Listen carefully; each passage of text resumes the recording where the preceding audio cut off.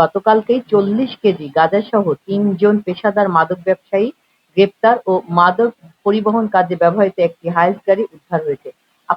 আপনারা জানেন এই গাড়িটাকে কিভাবে অভিনব উপায়ে এই গাঁজাগুলা তারা নিয়ে যাচ্ছিলেন। ডিবি উত্তর ঢাকার একটি চৌকস টিম গোয়েন্দা তথ্যের ভিত্তিতে বিশেষ অভিযান পরিচালনাকালে ১৩/৬/২০২৬ তারিখ রাত ২টা ১৫ ঘটিকায় সাভার মডেল থানাধীন আমিনবাজার এলাকা হতে পেশাদার মাদক ব্যবসায়ী মোহাম্মদ রাজীব মিয়া ওরফে রাজু, পিতা মৃত হানিফ মিয়া পলক, পিতা ওহিদ মিয়া, আরেকজন হচ্ছেন পালক, পিতা ওহিদ মিয়া, মাতা ইয়াসিন বেগম, উনি আখাউড়া ব্রাহ্মণবাড়িয়ার বাসিন্দা। এছাড়াও রাকিব মিয়া বয়স ২২, পিতা মোহাম্মদ নাসির মিয়া, মাতা রোকেয়া, গোপীনাথপুর থানা কসবা, জেলা ব্রাহ্মণবাড়িয়া। তিনিও ব্রাহ্মণবাড়িয়ার অরিজিনাল বাসিন্দা।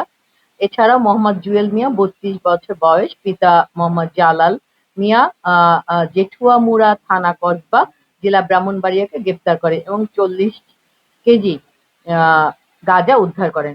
ধৃত আসামিদের প্রাথমিক জিজ্ঞাসাবাদে জানায় ধৃত আসামিরা তাদের ব্যবহৃত হায়েস গাড়ি মডিফাই করে বিশেষ কায়দায় আইন শৃঙ্খলা বাহিনীকে ফাঁকি দিয়ে দীর্ঘদিন যাবৎ মাদক পাচার করে আসছিল।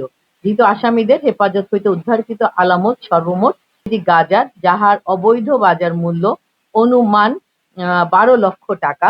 এছাড়াও একটি সিলভার কালারের হায়েস মাইক্রো গাড়ি, যার রেজিস্ট্রেশন নাম্বার ঢাকা মেট্রো ১৪/১০২৪, মূল্যমান ২২ লক্ষ টাকা। এছাড়া বর্ণিত ১ নম্বর আসামির বিরুদ্ধে মাদক ছিনতাই সহ মোট ৫টি মামলা, ৩ নম্বর আসামির বিরুদ্ধে মাদক ও অন্যান্য মামলা সহ মোট ৫টি মামলা রয়েছে। ধৃত আসামিদের বিরুদ্ধে সংশ্লিষ্ট থানায় মাদকদ্রব্য নিয়ন্ত্রণ আইনে মামলা রুজুপূর্বক বিজ্ঞ আদালতে সোপর্দ করা হয়েছে। এছাড়া যে বিষয়টা নিয়ে আপনারা আমাকে গত পরশুদিন কোশ্চেন করেছিলেন, আপনারা জানেন তার আগে